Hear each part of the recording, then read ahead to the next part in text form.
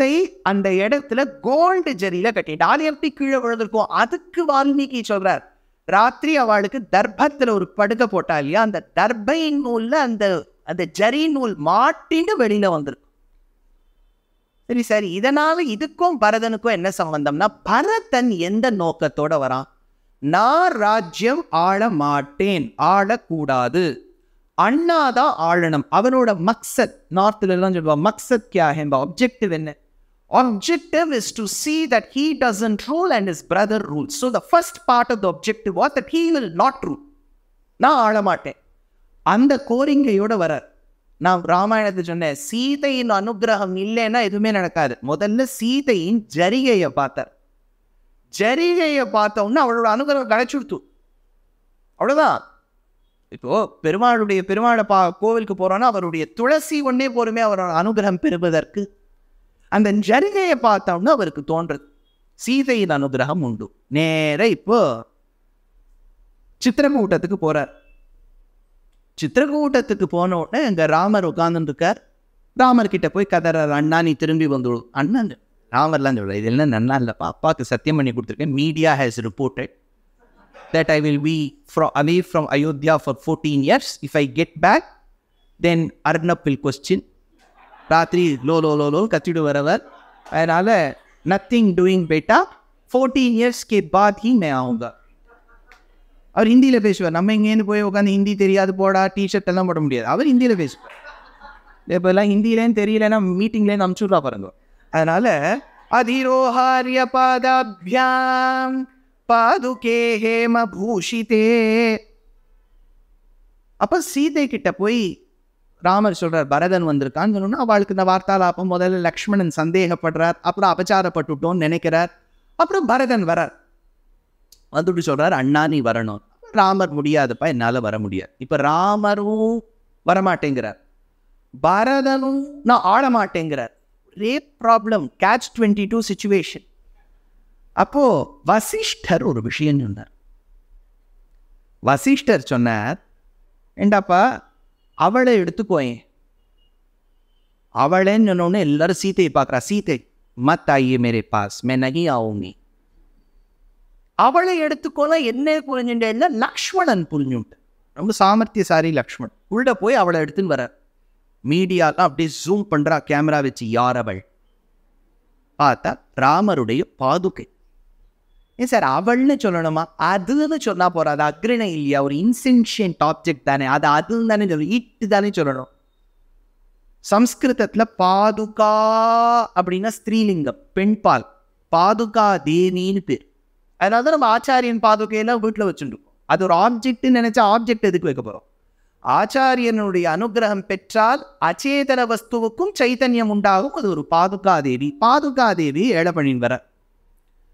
அதுல ராமர் ஏறி நின்று கொடுக்குற. அதிரோஹாரிய பாதாபியாம் பாதுகே ஹேமபூஷிதே. வார்த்தையை நோட் பண்ணுங்க. It was not the ordinary slippers, gold. ஹேமபூஷிதே, மேல கோல்டு இருக்கான். கனெக்ட் பண்ணி பாருங்க. பரதன் ஸ்ருங்கிநேரபுரத்துல போகும்போது கோல்டு ஜரி அங்க கீழே இருந்தது சீதைது. சீதையுடைய அனுகிரகத்தால ஹிரண்யவர்ணாம் ஹரிணின்னு இருக்கக்கூடிய சீதை, பொன்னிறவுடைய சீதை, பொஞ்சரியோடு கூடிய சீதையின் அனுகிரகத்தால பாதுகை பொன்னைந்தது பரதனுக்கு கிடைச்சிடுத்து. இப்ப அதுல ஒரு சூக்ஷ்மம் இருக்கு. சீதா தேவி. இப்ப இன்னொரு தேவி சொன்னேனே,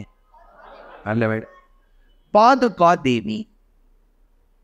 நான் மல்லேஸ்வரத்தில் உபன்யாசம் பண்ணேன் 4 வருஷத்துக்கு முன்னாடி. இந்த மாதிரி ஒரு கேள்வி கேட்டேன். அதே தெருவில் தான் இன்னொரு தேவி இருக்கா. யாரு? சரோஜாதி. உடனே சரோஜா தேவி கான்டெக்ஸ்ட சொல்லுங்கப்பா. அதனால சீதா தேவி, பாதுகா தேவி. பாதுகா தேவி வந்தாச்சு. பாதுகா மேதினிச்ச பட்டத்ரியில் எடுக்கிறார். மேதினியா இருக்கக்கூடியவள் பாதுகை. மேதினா யாரு? பூமாதேவி. பூமாதேவிக்கு மேதினின்னு ஒரு பேர். அது எப்படி சார் மேதினின்னு வந்ததுன்னா, அதுக்கு ஒரு சின்ன கதை சொல்லிட்டு மேல நகர்றேன். மதுகைட்டபாள்னு 2 அசுராட். அவ பிரம்மாவின், அவர் ஏதோ கொட்டாவியோ ஏதோ விட்டுவிட்டார், போர் அடிச்சு கொடுத்து அவருக்கு. உடனே இவ உருவானவா 2 பேர். மகாபாரதம் சொல்றது தாமரை இதழில் இருக்கக்கூடிய நீர்த்துளி மது கைட்டபாள் ஆச்சுங்கிறது. தேவி பாகவதத்தில் என்ன சொல்றாங்கன்னா பெருமாளுடைய காதுல இயர் வேக்ஸ் அது மது கைட்டபாள் ஆயிடுது. மது கைட்டபாள் ஏதோ பீஜாட்சரத்தை சொல்லிட்டா. பீஜாட்சரம்ங்கிறது ஒரு சவுண்ட். அதில் அம்பாள் ரொம்ப பிரசன்னமாயி உங்களுக்கு நான் வரம் கொடுக்குறேன்னா இவ கேட்டால் நாங்கள் எப்படி நினைக்கிறோமோ அப்படி செத்து போனாதான் எங்களுக்கு மரணம் ஏற்படணும்னு ஒரு வரம்.